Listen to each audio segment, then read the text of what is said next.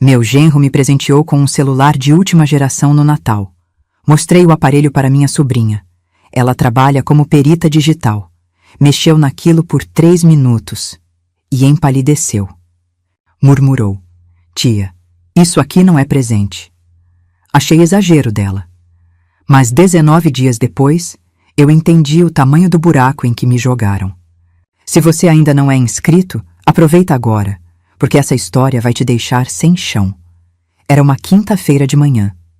Eu tinha acabado de coar café, aquele cheiro bom tomando conta da cozinha, o radinho ligado no noticiário.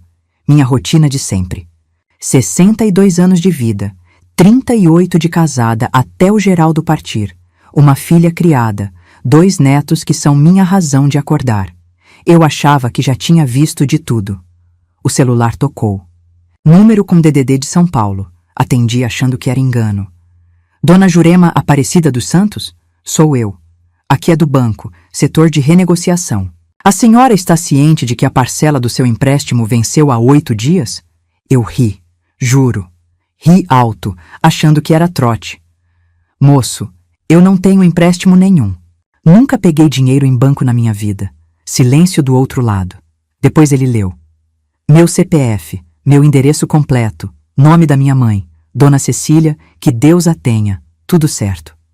E aí veio o valor. 47 mil reais. Minha mão começou a tremer. O celular quase escapou. Sentei na cadeira da cozinha, aquela de plástico que range, e minha perna ficou bamba feito gelatina. Isso é golpe, eu disse, mas minha voz já não tinha mais certeza. O atendente explicou que o empréstimo foi feito por aplicativo, com reconhecimento facial, que tinha biometria, que tinha assinatura digital.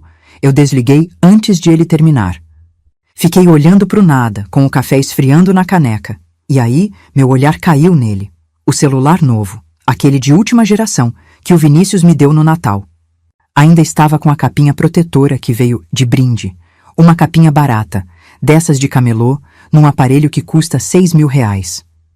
Na hora eu achei estranho. Presente caro, acessório ordinário. Mas engoli. Eu sempre engulo. Essa é a minha fraqueza. Engolir para não criar caso. Aceitar para não perder a paz. Só que a paz já tinha ido embora, e eu nem percebi quando. 19 dias antes, minha sobrinha Patrícia tinha sentado aqui nessa mesma cozinha. Ela é perita digital, trabalha na Polícia Civil. Pediu para ver o celular, só por curiosidade. Mexeu, fuçou, fez cara feia e soltou. Tia, isso aqui não é presente.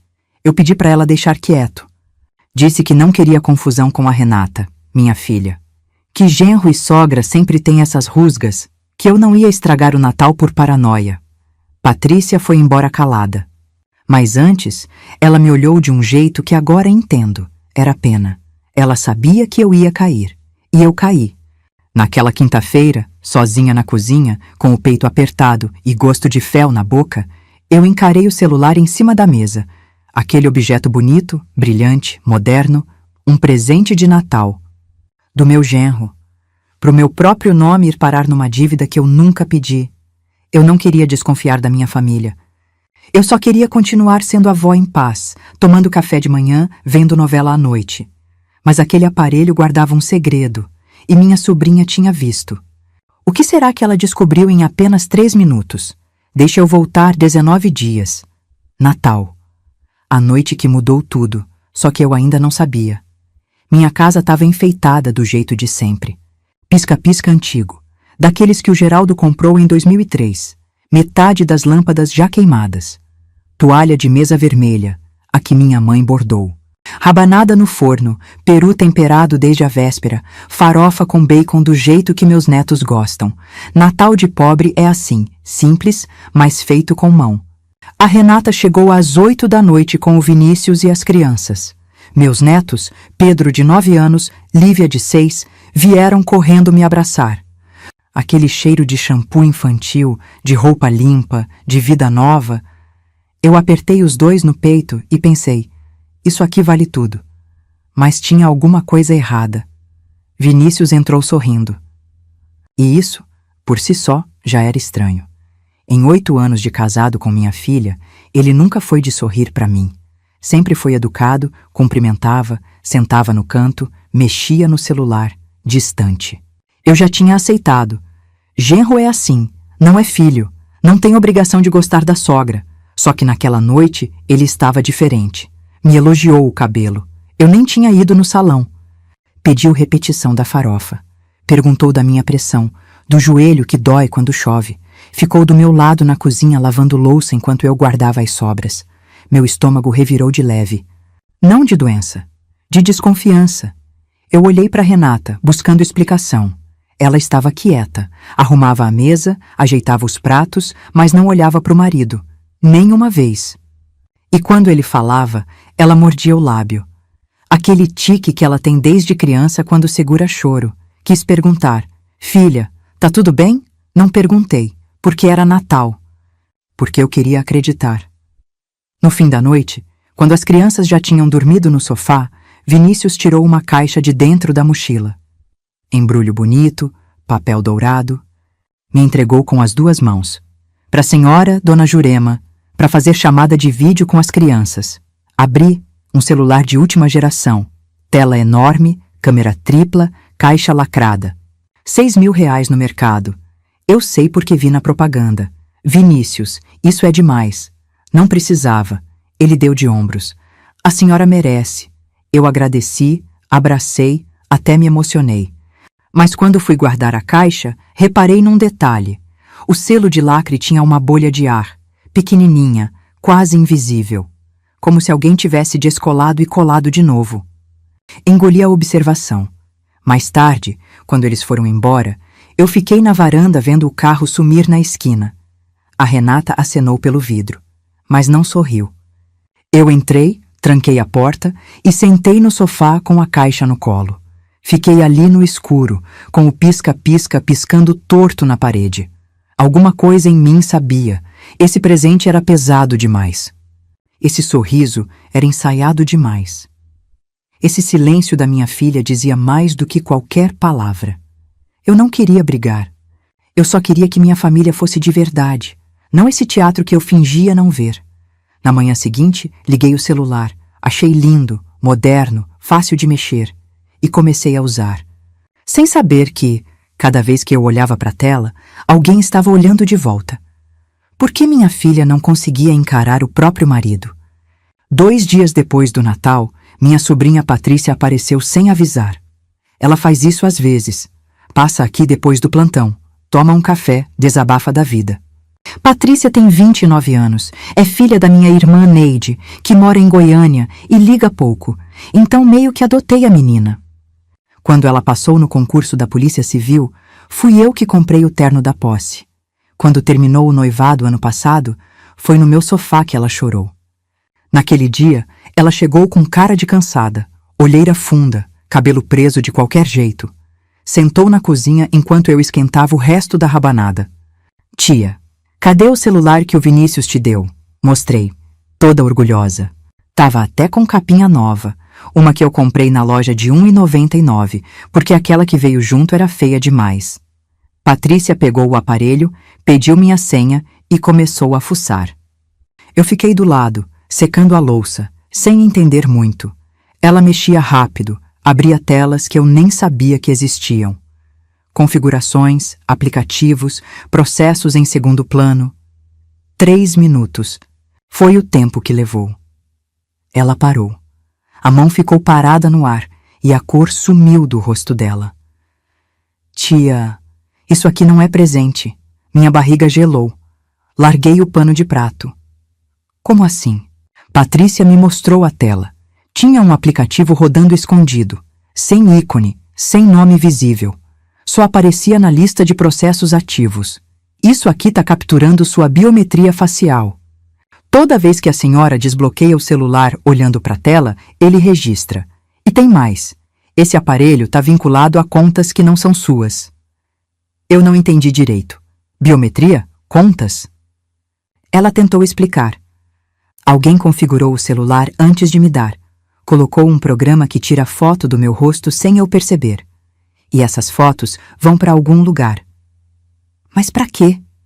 Perguntei, com a voz fina. Patrícia me olhou com aquele jeito sério que ela tem quando atende ocorrência grave. Para usar sua cara, tia, para fazer coisa em seu nome.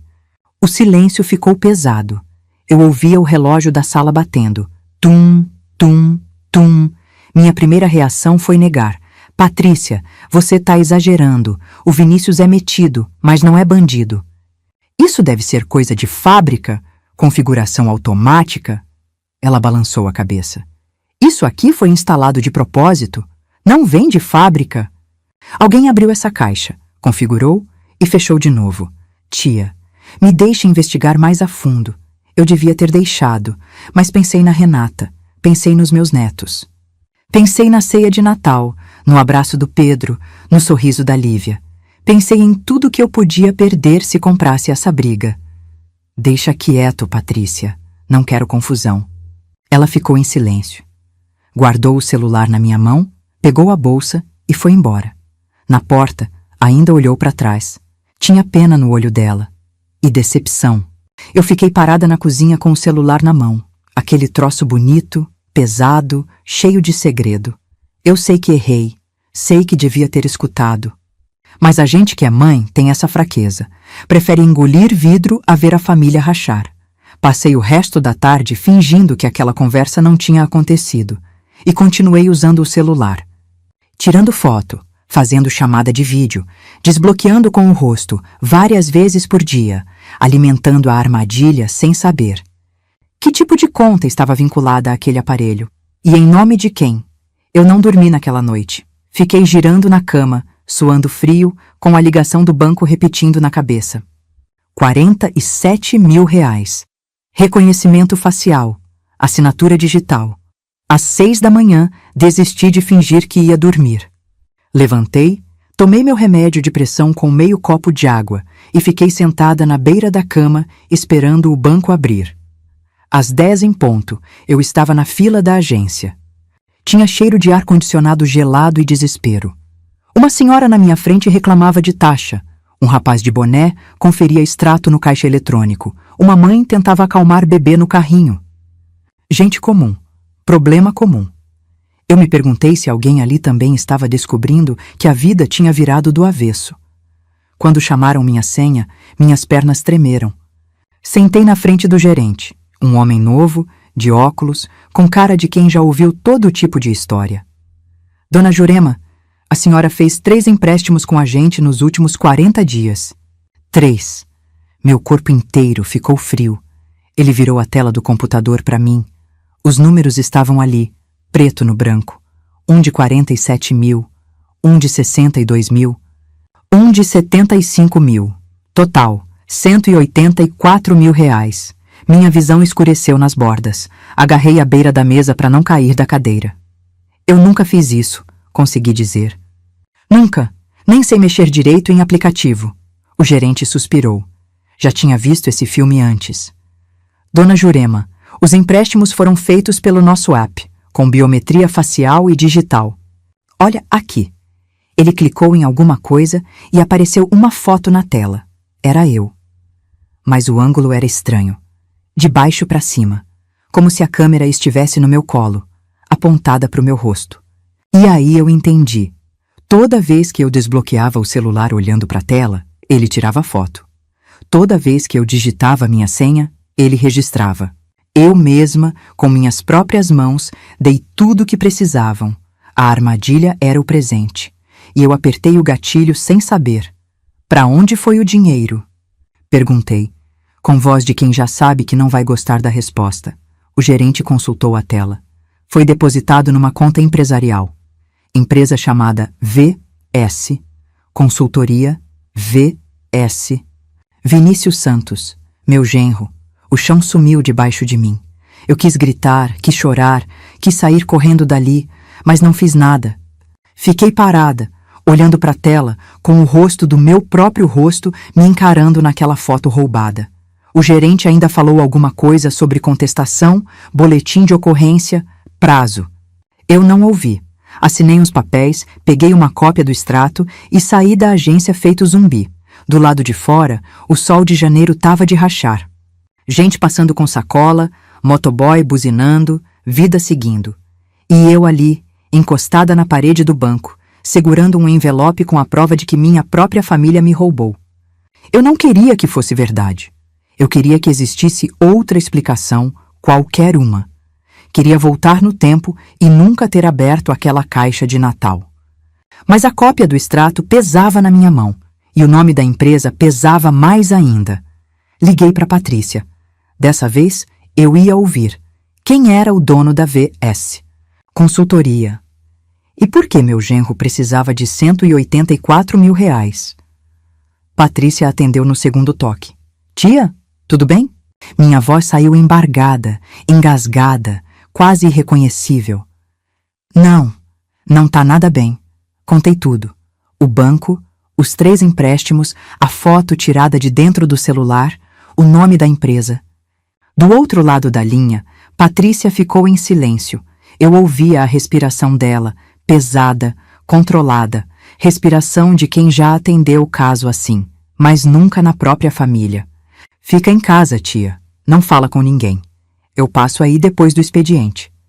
Desliguei e fiquei sentada no ponto de ônibus, segurando o envelope do banco. O sol queimava minha nuca, o barulho do trânsito zunia nos ouvidos. Uma mulher do lado falava no celular sobre lista de compras. Não esquece o detergente. O arroz está acabando. Vida normal. Problema pequeno. Eu queria trocar de lugar com ela. Cheguei em casa e não consegui comer. Fiz um miojo. Deixei esfriar na panela. Tomei água, muita água, como se pudesse lavar aquele gosto amargo que não saía da boca. Deitei no sofá e fiquei olhando para o teto, contando as rachaduras no reboco. Às 7 da noite, Patrícia chegou com uma pasta debaixo do braço. Sentou na mesa da cozinha, abriu a pasta e espalhou os papéis. Eu vi logo que era coisa séria. Ela tinha passado a tarde pesquisando. Tia AVS. Consultoria foi aberta há 8 meses. Tá registrada no nome completo do Vinícius. Vinícius de Souza Santos. Não tem funcionário, não tem endereço comercial, não tem atividade declarada. É uma empresa fantasma. Minha mão foi até o peito. Apertei a blusa como se isso pudesse segurar o coração. Tem mais, Patrícia continuou. O Vinícius tem 4 protestos em cartório. Dívida com financeira, com loja de departamento, com clínica odontológica. Nome sujo em 3 cadastros de inadimplente. E o pior, ele está respondendo a uma ação de despejo do apartamento antigo, aquele que eles moravam antes de mudar para a casa nova. Ação de despejo? Ficou devendo 8 meses de aluguel. A Renata sabe disso? Eu balancei a cabeça, atordoada. Renata nunca tinha comentado nada. Pelo contrário, quando eles se mudaram, em setembro, ela disse que era para ter mais espaço para os meninos. Parecia feliz. Parecia. E aí me veio uma lembrança. Outubro. Renata me mandou foto de um carro novo.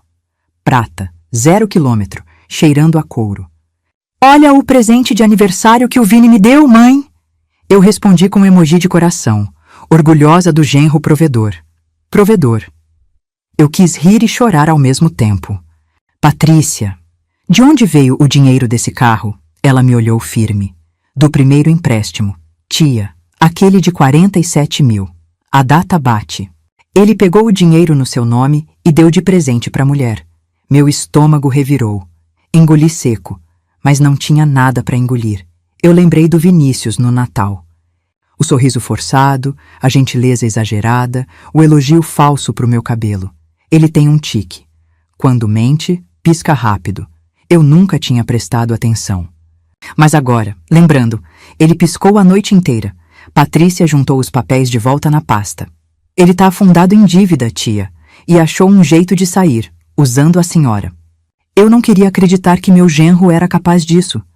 Mas eu também não queria acreditar que minha filha casou com um homem assim. A pergunta que martelava era outra. Renata sabia? Ela fez parte disso ou também foi enganada? Na manhã seguinte, acordei com uma decisão. Eu precisava olhar nos olhos da minha filha. Tomei banho, vesti uma roupa simples, passei um batom só para não parecer doente. Me olhei no espelho do banheiro. Tinha envelhecido 10 anos em 2 semanas. Olheiras fundas, canto da boca caído, olhar de quem não dorme direito, mas eu não podia fraquejar. Não ainda. Peguei 2 ônibus até o bairro da Renata. 40 minutos de viagem, espremida entre trabalhador indo para o serviço, estudante com fone de ouvido, mãe com criança no colo. O ônibus cheirava a suor e a café requentado. Eu fiquei olhando pela janela, vendo a cidade passar, tentando ensaiar o que ia dizer. Não ensaiei nada. Não tinha palavras para isso. Cheguei na casa às 9h30. Toquei a campainha.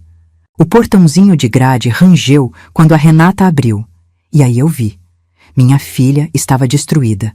Olheiras piores que as minhas. Cabelo preso de qualquer jeito, camiseta manchada, chinelo arrastando. Ela tinha chorado. Os olhos ainda estavam inchados, vermelhos nas bordas. Quando me viu, não sorriu.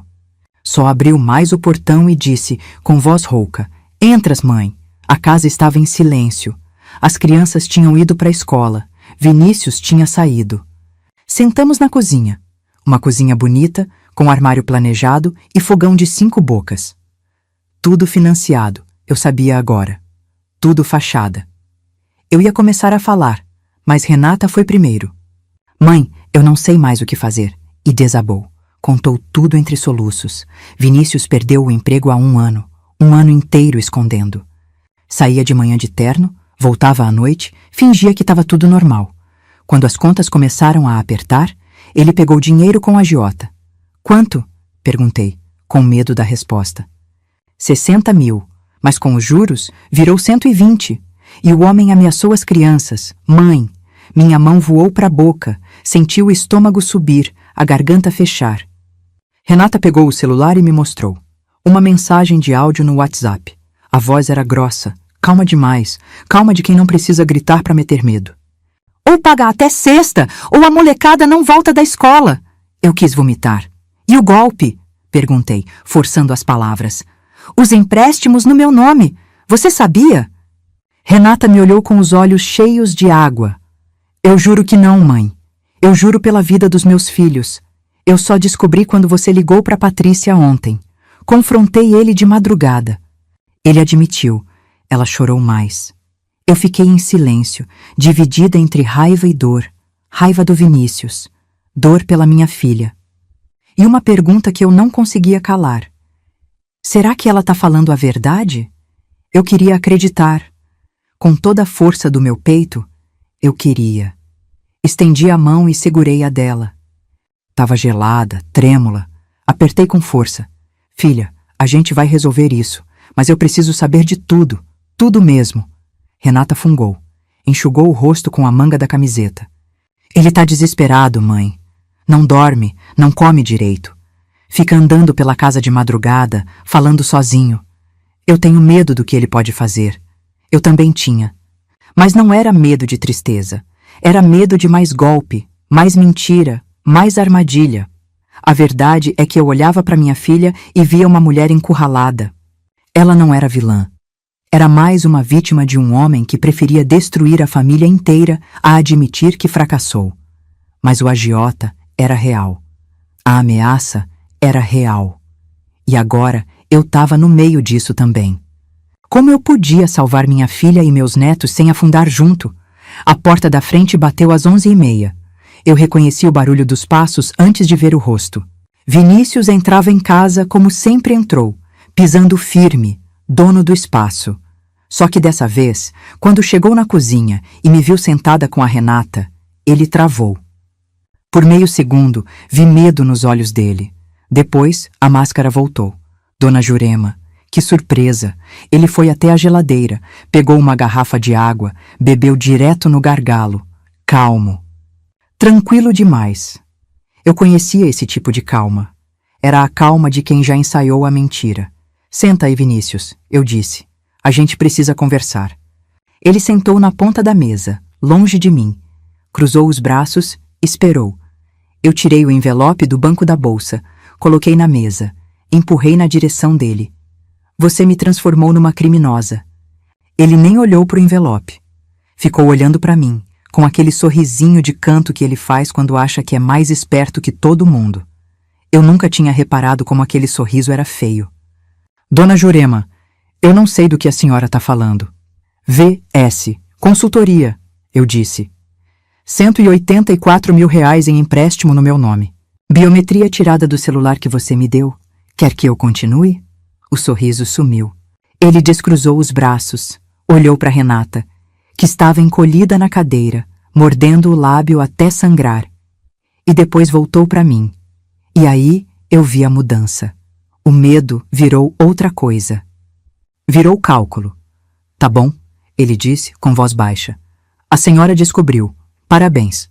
E agora? Vai fazer o quê? Denunciar? Vou. Ele riu. Uma risada curta, seca, sem humor nenhum. Vai, é? Então deixa eu explicar uma coisa para a senhora. Se inclinou para frente. Os olhos dele tinham uma frieza que eu nunca tinha visto. Desespero faz isso com a pessoa. Transforma em bicho acuado. A biometria é sua. A assinatura digital é sua. O celular está no seu nome. A foto no sistema do banco é da sua cara. Sabe o que vai acontecer se a senhora for na polícia? Vão perguntar. Dona Jurema, como a senhora não percebeu que fez 3 empréstimos? E a senhora vai dizer o quê? Que o genro malvado armou tudo? Ele balançou a cabeça. Quem vai acreditar numa velha que diz que não sabia? A palavra velha me acertou no peito como tapa. Minhas mãos tremeram. A boca secou. Eu quis responder, mas a voz não veio, porque no fundo eu sabia que ele tinha razão. A armadilha era perfeita, e a prova apontava para mim. Renata soluçava baixinho. Vinícius se levantou, pegou a chave do carro no balcão. Se a senhora ficar quieta, eu dou um jeito de pagar. Vai demorar, mas pago. Agora, se resolver criar problema... Ele deixou a frase no ar. Não precisava terminar. Foi embora. A porta bateu de novo. O silêncio que ficou era pior que grito. Eu olhei para minha filha. Ela não levantou a cabeça. A vergonha era tão grande que cabia na cozinha inteira.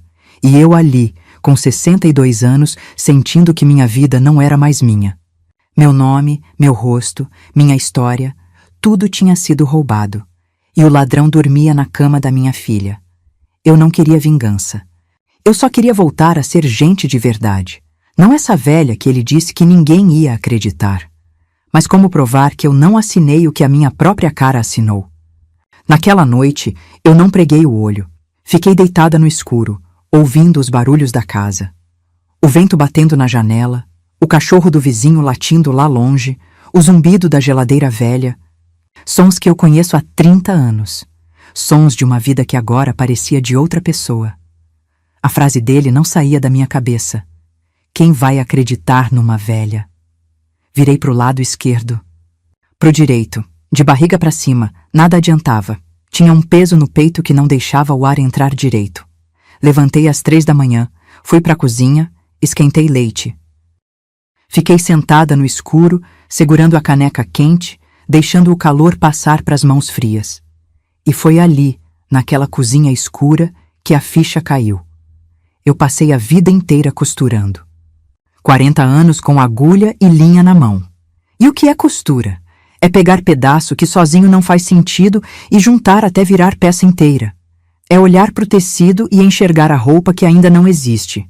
É paciência, precisão e saber esperar o momento certo de arrematar. Vinícius me subestimou. Achou que eu era só uma velha boba, fácil de enganar. Mas velha boba não cria filha sozinha depois de viúva. Velha boba não sustenta casa com costura de encomenda. Velha boba não sobrevive 62 anos nesse país. Eu não sou boba. Eu sou costureira. E costureira sabe montar quebra-cabeça. Fui pro quarto e peguei meu caderno de anotações. Aquele caderno velho, de capa dura, onde eu anoto medida de cliente, modelo de roupa, prazo de entrega. Sentei na mesa da cozinha com uma caneta e comecei a escrever. Celular manipulado. Patrícia pode provar. Empresa fantasma. Documento do cartório. Dívidas escondidas. Certidões de protesto. Ameaça do agiota. Áudio no celular da Renata. Eu tinha peças. Mas faltava o arremate. A confissão. Vinícius era esperto. Ele não ia repetir o que disse na cozinha na frente de polícia ou juiz. Ele ia negar, ia chorar, ia fazer papel de marido desesperado que só queria salvar a família. E no fim, Quem ia parecer vilã era eu, a sogra amarga que quer destruir o casamento da filha. Eu precisava que ele confessasse, e precisava de testemunha. Não testemunha qualquer. Testemunha que ele não pudesse acusar de conspiração comigo. Às 6 da manhã, liguei para Patrícia. Tia, aconteceu alguma coisa? Aconteceu. Eu pensei a noite inteira e tenho um plano. Contei tudo. A ideia, os riscos, o que eu precisava dela. Do outro lado da linha, Patrícia ficou em silêncio por um tempo.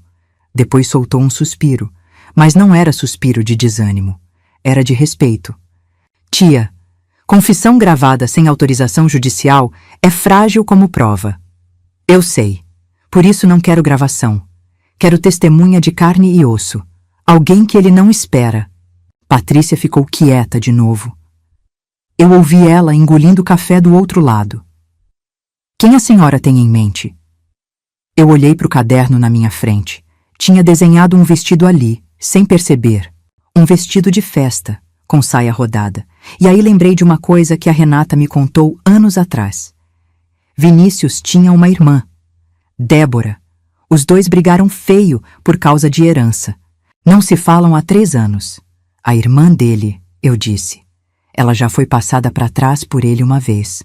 Talvez queira ver justiça. Patrícia soltou uma risada baixa, surpresa. A senhora é perigosa, dona Jurema. Eu sorri pela primeira vez em dias. Eu sou costureira, minha filha. A gente aprende a juntar retalho. Desliguei o telefone e fiquei olhando pela janela. O sol estava nascendo, pintando o céu de laranja e rosa. Lá fora, a vida acordava, passarinho cantando, vizinho arrastando lixeira, ônibus passando na rua de baixo. Eu tinha um plano. Agora precisava de uma aliada que odiasse Vinícius tanto quanto eu. Será que Débora ainda guardava mágoa suficiente para me ajudar? Passei a semana seguinte armando as peças. Primeiro, consegui o telefone da Débora com a Renata. Inventei que queria convidar da família toda para um almoço de domingo, fazer as pazes, unir as pontas. Renata estranhou, mas não desconfiou. Ela queria tanto acreditar que as coisas podiam voltar ao normal que aceitou qualquer esperança. Liguei para Débora numa terça-feira à noite. Ela atendeu desconfiada. Não me conhecia, só tinha me visto uma vez no casamento, há 8 anos.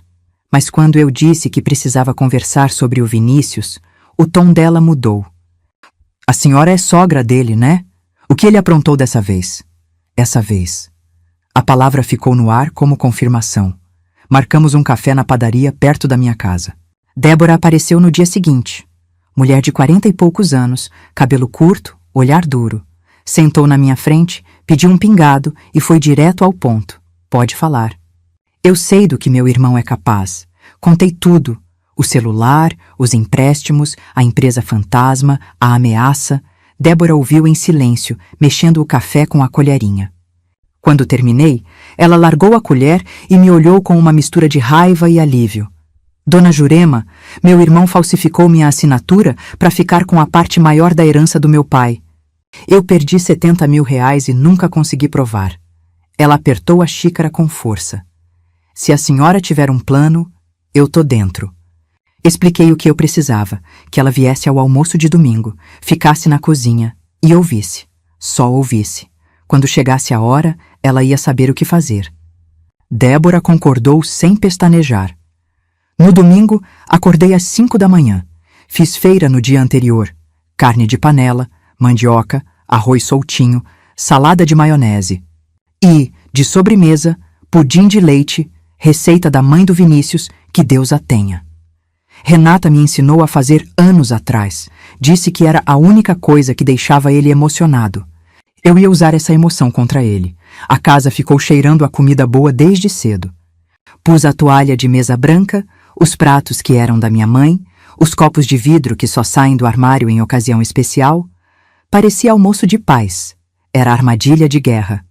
Renata chegou ao meio-dia com as crianças. Vinícius veio junto, desconfiado. Olhou em volta, cumprimentou seco, sentou no sofá mexendo no celular. 15 minutos depois, a campainha tocou. Fui abrir. Era Débora. O rosto do Vinícius quando viu a irmã entrar na sala. Isso eu vou levar pro túmulo. Ele ficou branco. A mão que segurava o celular tremeu. Os olhos foram de mim para Débora, de Débora para Renata, procurando explicação. O que ela está fazendo aqui? Ele perguntou, voz travada. Eu sorri, calma como água de poço. Ora, Vinícius, é sua irmã. Tá na hora de fazer as pazes, não acha? Família é tudo. Ele ficou em silêncio, engoliu seco. Viu o pomo de Adão subindo e descendo. Débora entrou. Cumprimentou Renata com um abraço frio, fez carinho nas crianças, sentou na cadeira de frente para o irmão. O almoço foi tenso como corda de violão afinada demais. Eu servia, sorria, fazia pergunta inocente. Vinícius, você que entende de tecnologia, me explica esse negócio de Pix? Ele respondia monossilábico, sem tirar o olho da irmã. Na hora da sobremesa, coloquei o pudim na mesa. O cheiro de caramelo subiu. Vinícius olhou para o doce e eu vi alguma coisa quebrar nele. Uma fresta de menino no meio de tanto cálculo. Débora também viu e entendeu que aquele era o momento de afrouxar a presa antes de apertar. O que será que Jurema combinou com Débora antes desse almoço?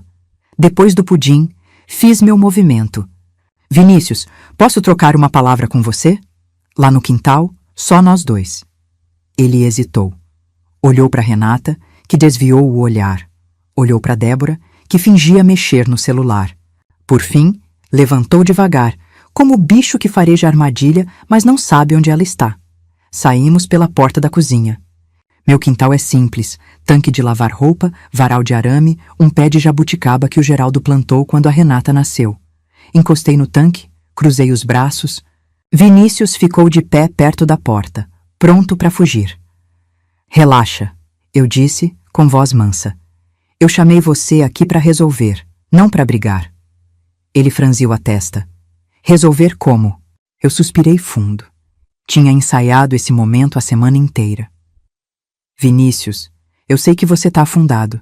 Dívida com agiota, nome sujo, desemprego. Eu sei o peso disso. E eu sei que você fez o que fez porque não viu outra saída. Ele ficou calado, mas os ombros baixaram um pouco, a guarda cedendo. Eu não quero polícia, continuei. Não quero ver pai dos meus netos preso. O que eu quero é resolver essa situação e seguir em frente. Vi a mudança nos olhos dele. A desconfiança deu lugar a outra coisa. Esperança. Esperança de quem está se afogando e vê uma boia. Resolver como? Repetiu, agora com voz mais fraca. Eu pago as dívidas. Ele piscou. Uma vez? Duas? A senhora paga? Pago. Tenho um dinheiro guardado da venda do terreno do Geraldo. Mas antes, eu preciso saber o tamanho total do buraco. Quanto você deve pro agiota? Quanto você pegou no meu nome? Tem mais alguma coisa que eu preciso saber? Eu falava calma, quase doce, como mãe que perdoa filho que errou. E ele caiu. Caiu porque queria cair. Porque estava cansado de carregar sozinho. Porque achou que tinha vencido. O agiota era 120 mil.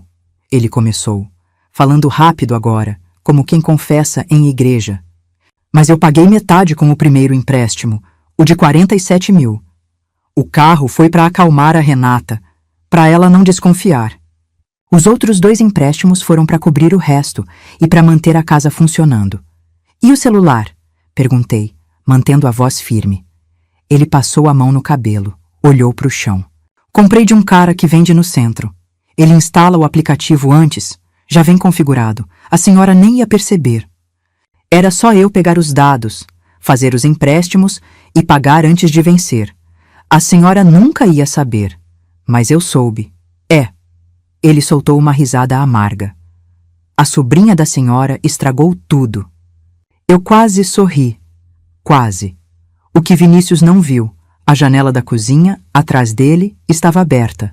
E na cozinha, em silêncio, Débora segurava o celular dela na altura do peito, gravando. Ao lado dela, Renata ouvia tudo com a mão tampando a boca. Não era gravação escondida de desconhecido. Era a própria irmã registrando confissão do irmão. Era a esposa testemunhando a traição. Eu tinha minha prova. E tinha minhas testemunhas. Vinícius continuava falando, aliviado por finalmente dividir o peso. Não percebeu que cada palavra era prego no próprio caixão. Eu deixei ele falar, deixei sair tudo, porque costureira boa não interrompe o tecido quando ele está se desenrolando sozinho. Quando ele finalmente parou, eu disse apenas: "Obrigada por me contar, Vinícius. Agora eu sei o que fazer." Ele sorriu, achando que tinha me convencido. Não sabia que a irmã dele tinha tudo gravado no celular e que a esposa dele tinha ouvido cada palavra. Vinícius entrou pela porta da cozinha e congelou. Débora estava de pé, celular na mão, olhar de pedra.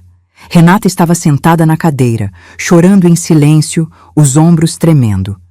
As crianças, graças a Deus, estavam na sala vendo desenho no tablet, longe daquele desastre.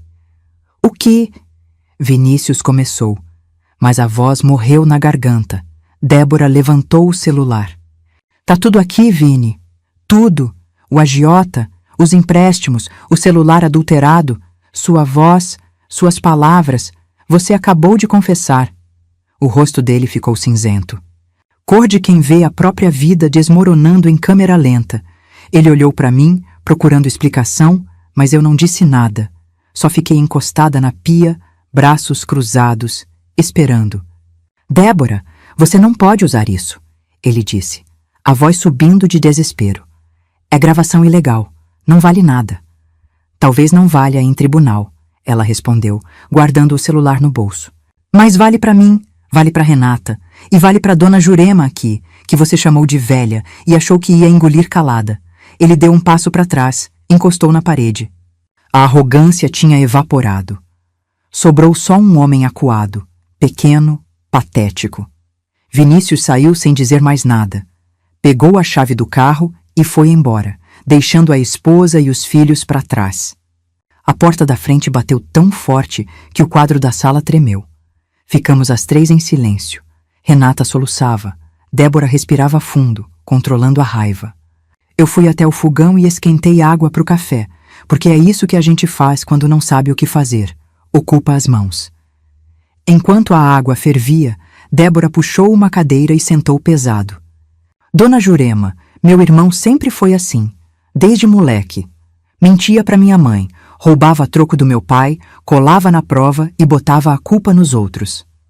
Quando nosso pai morreu, há 5 anos, ele falsificou minha assinatura num documento de partilha.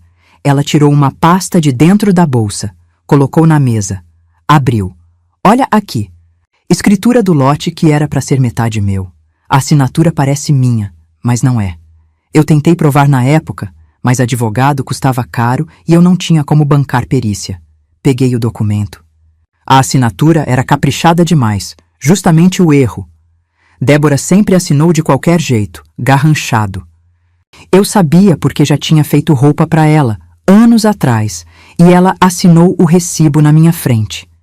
Ele me tirou 70 mil reais, Débora continuou, e eu engoli porque era meu irmão.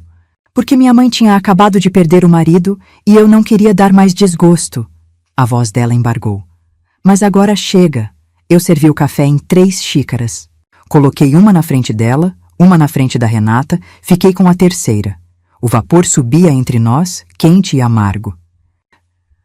Se a gente juntar os 2 casos, eu disse, devagar, mostra que ele faz isso sempre. Não foi desespero de momento. É padrão. Débora concordou com a cabeça. Padrão de estelionatário. O juiz vai ver isso. Olhei para Renata. Minha filha estava destruída, mas também estava ouvindo, pensando, juntando coragem de algum lugar fundo.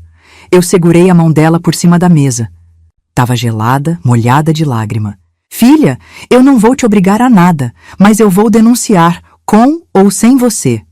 Renata levantou os olhos. Tinha medo ali, vergonha, dor. Mas tinha outra coisa também, uma faísca de raiva que eu nunca tinha visto. Ela ainda não respondeu, mas eu sabia que a resposta viria. A pergunta que ficou no ar: Renata teria coragem de depor contra o próprio marido? Fui embora no fim da tarde, deixando Renata com as crianças. Débora me deu carona até em casa. No carro, ficamos em silêncio a maior parte do caminho. Ela dirigia concentrada, mordendo o canto do lábio, igualzinho ao irmão. Sangue é sangue. mesmo quando a gente quer negar. Quando parou na frente do meu portão, ela disse: Dona Jurema, obrigada por me incluir nisso, por me dar chance de fazer alguma coisa. Eu olhei para ela e vi uma mulher que carregou mágoa por 5 anos em silêncio, que engoliu injustiça para não quebrar a família, que acordava de madrugada pensando no que podia ter feito diferente. Eu conhecia esse peso. Era o mesmo que eu carregava agora. A gente se fala na delegacia, respondi. Cuida de você. Entrei em casa e o silêncio me abraçou. Aquele silêncio de fim de domingo, quando a rua esvazia e sobra só o barulho do próprio pensamento. Sentei no sofá, tirei os sapatos, deixei os pés no chão frio, doíam as pernas, as costas, o pescoço. Cansaço de quem correu maratona sem sair do lugar. Fui até a cozinha e guardei o resto do pudim na geladeira. Lavei as xícaras de café. Passei pano na mesa. Tarefas pequenas, automáticas, para não ter que pensar no que veio depois. Mas o pensamento veio igual. Renata, minha filha de 34 anos, que eu carreguei na barriga, amamentei de madrugada, ensinei a andar, vi se formar. Minha filha que casou achando que tinha encontrado um homem bom. Minha filha que agora precisava escolher entre o marido e a mãe. Eu sabia o peso dessa escolha. Sabia que, se ela ficasse do lado dele, eu ia perder não só o dinheiro, ia perder ela, ia perder os netos, ia virar a sogra maluca que inventou história para destruir casamento.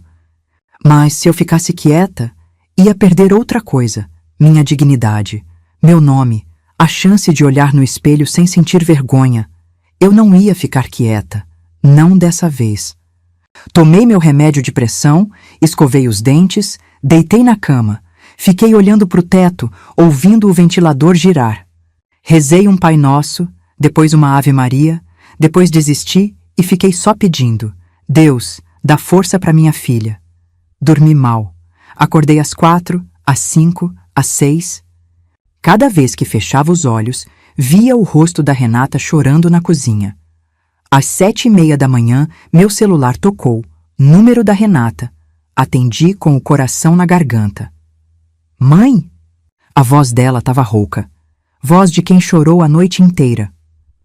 Tô aqui, filha. Silêncio. Eu ouvia, do outro lado, o barulho da cafeteira ligando. A rotina que continua mesmo quando a vida desaba. Eu pensei a noite toda, ela disse, devagar. No que você falou, no que eu ouvi pela janela, em tudo. Eu não respondi. Deixei ela ir no tempo dela. O Vinícius não voltou para casa. Mandou mensagem de madrugada dizendo que ia ficar na casa de um amigo. Nem perguntou das crianças. A voz dela tremeu, mas não quebrou. Tinha ferro ali dentro. Mãe, eu vou depor. Fechei os olhos, senti uma lágrima escorrer quente pelo canto do rosto. Filha, você tem certeza? Eu não quero te obrigar a nada. Eu sei, mas eu preciso fazer isso. Pelos meninos, eles precisam de uma mãe que não se cala quando vê errado. Eu quis abraçar ela através do telefone. Quis dizer 1000 coisas, que eu tinha orgulho, que ela era forte, que ia ficar tudo bem. Mas o que saiu foi só: eu te amo, filha. Isso não muda nunca. Renata fungou do outro lado. Eu também, mãe. Me encontra na delegacia amanhã? Encontro. Desliguei e fiquei sentada na beira da cama, segurando o celular contra o peito. O sol de janeiro entrava pela fresta da cortina, quente e teimoso. A vida continuava lá fora. Passarinho, buzina, gente indo trabalhar. Minha filha tinha escolhido. Agora faltava resolver um problema que delegacia nenhuma ia resolver sozinha. O agiota ainda estava lá fora, e ele não ia gostar de perder o devedor. A denúncia ficou marcada para terça-feira. Patrícia organizou tudo. Ela ia entregar o laudo técnico do celular. Débora ia depor sobre a falsificação da herança. Renata ia confirmar o que ouviu pela janela. Eu ia contar minha parte.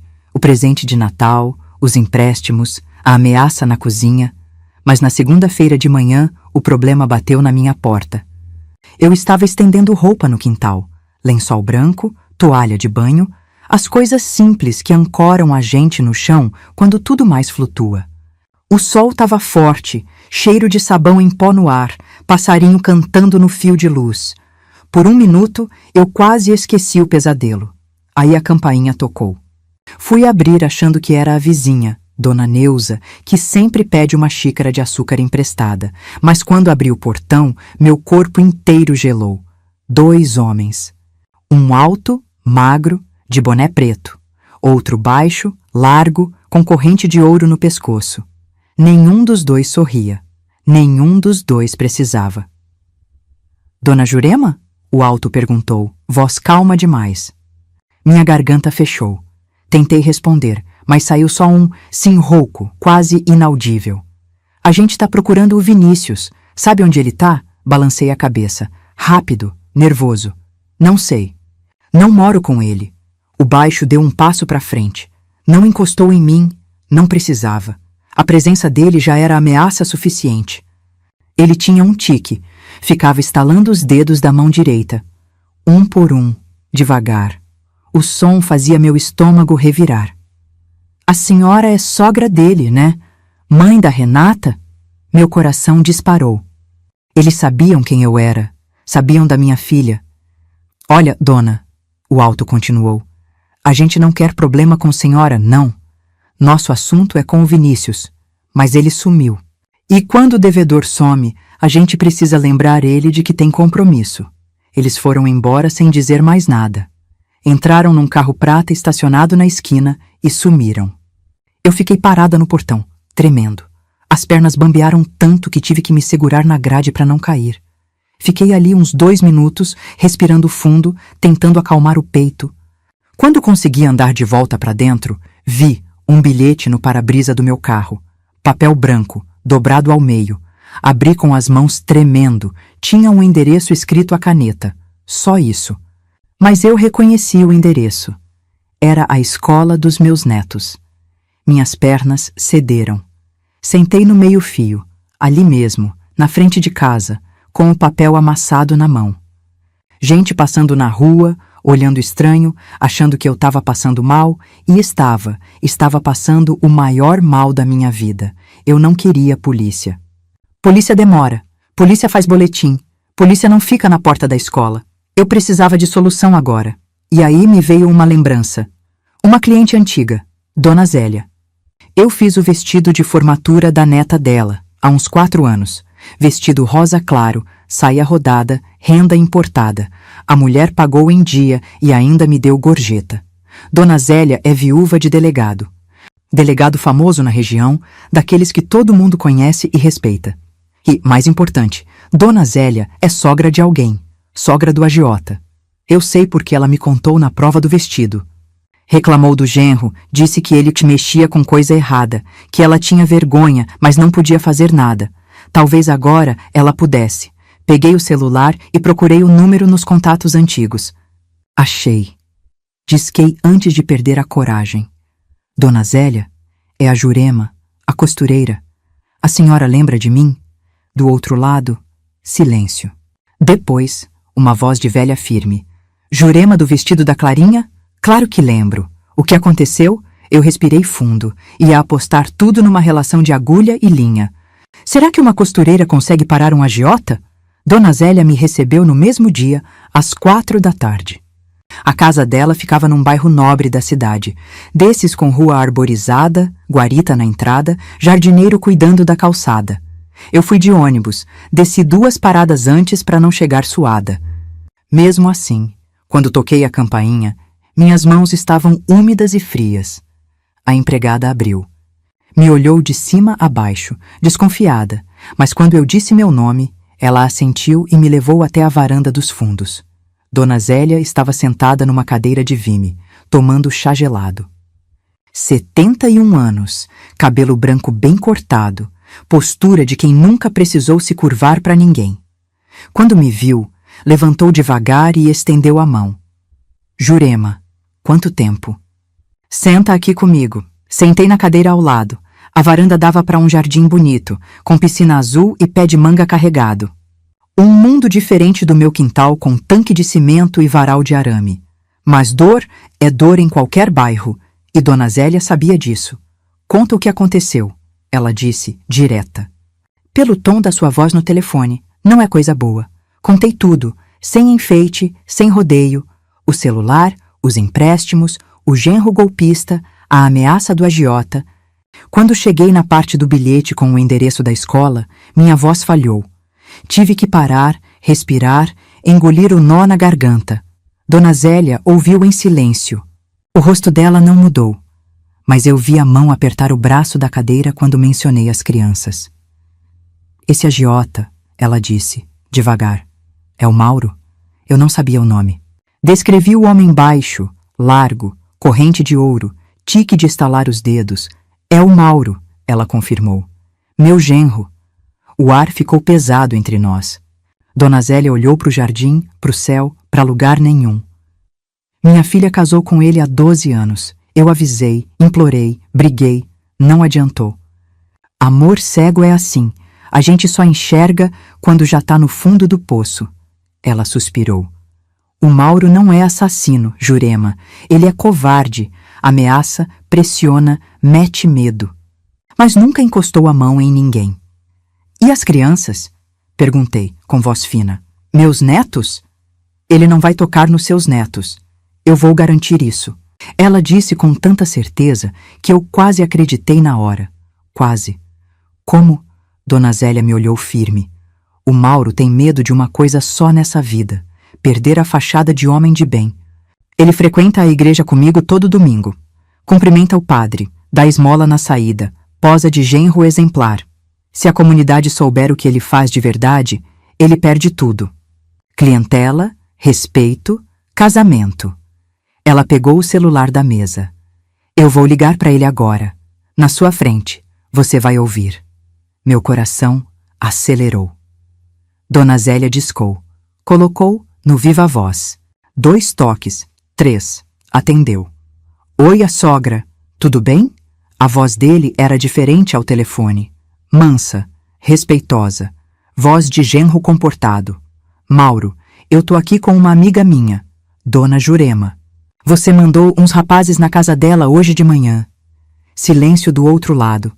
Longo, pesado. A senhora conhece ela? Conheço.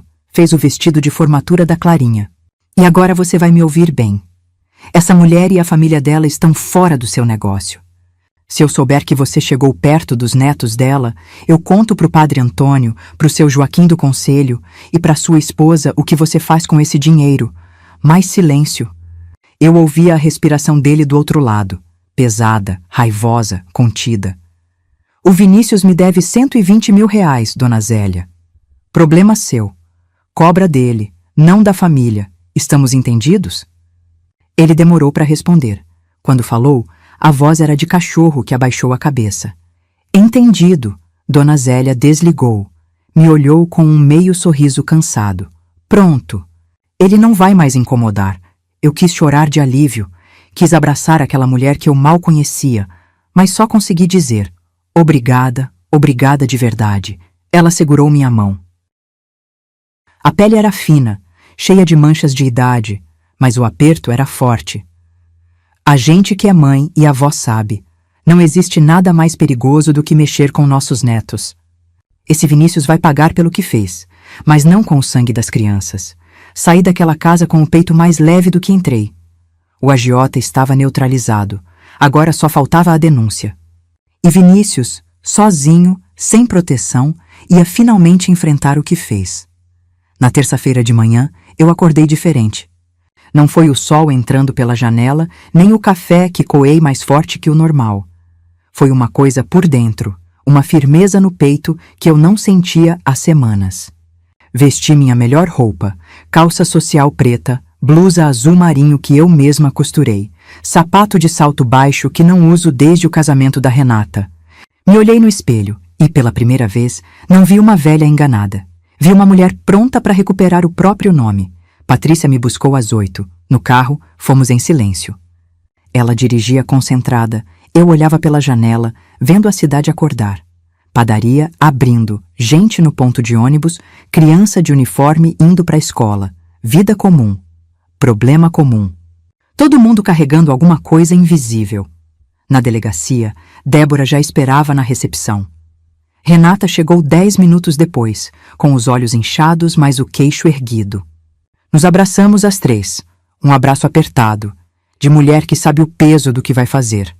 O delegado nos atendeu numa sala pequena, com ar-condicionado barulhento e pilha de processo na mesa. Homem de meia idade, bigode grisalho, olhar de quem já ouviu todo tipo de história. Mas quando Patrícia abriu a pasta com o laudo técnico, ele se inclinou para frente. A senhora tem provas consistentes, dona Jurema. Eu tinha. O laudo mostrava o aplicativo oculto no celular. Os documentos do banco comprovavam os empréstimos fraudulentos. A certidão de protesto revelava o padrão de dívidas do Vinícius. O registro da empresa fantasma ligava tudo a ele. E, por fim, o depoimento de Débora sobre a herança falsificada mostrava que não era desespero de momento, era prática reiterada. Renata depôs por último. A voz dela tremeu, mas não falhou. Contou o que ouviu pela janela da cozinha. Cada palavra, cada confissão. O delegado anotava em silêncio. Quando terminamos, ele fechou a pasta e disse: "Vou pedir a prisão preventiva. Estelionato qualificado, falsidade ideológica, fraude eletrônica. Com esse histórico, ele não vai conseguir responder em liberdade." Meu corpo inteiro relaxou. Os ombros baixaram, a respiração soltou, os olhos arderam de lágrima contida. Eu apertei a mão de Renata, que chorava baixinho ao meu lado. Vinícius foi preso no dia seguinte. A polícia o encontrou na casa de um amigo, no interior. Ele tentou fugir pelos fundos, mas tropeçou no próprio pé e caiu no quintal. Patrícia me contou depois, com um sorriso triste: "Ele caiu de cara na lama, tia, literalmente." Na sexta-feira, fui até a delegacia uma última vez. O delegado tinha autorizado uma visita. Eu pedi para falar com ele, não sei bem porquê, talvez para fechar o ciclo, talvez para ver com meus próprios olhos. Vinícius estava numa sala de espera, algemado, aguardando transferência. Quando me viu entrar, ele levantou a cabeça. Tinha olheira funda, barba por fazer, roupa amassada. O homem que achava que ia me enganar para sempre. Não gritei, não xinguei, não chorei. Só abri a bolsa, tirei o celular de última geração, aquele que ele me deu no Natal, e coloquei na mesa entre nós. "Você me deu um presente", eu disse com voz firme. "Eu tô devolvendo." Ele não respondeu. Ficou olhando para o celular como se fosse uma cobra. Eu virei as costas e saí. Não olhei para trás. Do lado de fora da delegacia, o sol de janeiro batia forte. Renata me esperava no banco da praça, com Pedro e Lívia do lado. Quando me viram, os dois vieram correndo. "Vó, vó!" Me abaixei e abracei os dois com força. Cheiro de shampoo, de suor de criança, de vida que continua. Senti as lágrimas descerem, mas dessa vez era alívio, era gratidão, era amor que nenhum golpista consegue roubar. Renata veio logo atrás, me abraçou por cima das crianças e ficamos ali, às 4, no meio da praça, sem se importar com quem olhava. "Vamos tomar sorvete?" Pedro perguntou, puxando minha mão. Eu ri, uma risada de verdade, que vinha lá de dentro. "Vamos, meu filho, hoje a avó paga." Fomos os 4 até a sorveteria da esquina. Pedi casquinha de creme para as crianças, açaí para Renata e um picolé de limão para mim. Sentamos no banco da calçada, lambendo sorvete, vendo a vida passar. Eu olhei para minha filha, para os meus netos, para o céu azul de janeiro, e pensei em tudo o que tinha acontecido nos últimos 19 dias. O presente envenenado, a descoberta, a dor, a armadilha, a luta e a vitória. Eu não sou advogada, nem delegada, nem perita. Sou costureira. Passei a vida inteira juntando retalho, que sozinho não faz sentido, e transformando em coisa inteira, bonita, útil. Foi isso que eu fiz com essa história. Juntei as peças. Montei o quebra-cabeça. E costurei a justiça com minhas próprias mãos. Naquele Natal, meu genro me deu um celular de última geração. Eu devolvi uma lição que ele nunca vai esquecer. Nunca subestime uma mulher que passou a vida juntando retalhos. A gente sabe montar qualquer quebra-cabeça. Se você chegou até aqui, me conta nos comentários. Você já passou por alguma situação em que alguém da família te decepcionou? Como você lidou? Deixa o like, se inscreve no canal e ativa o sininho. Toda semana tem história nova. E me fala, de onde você está assistindo esse vídeo? Eu leio todos os comentários. Até a próxima.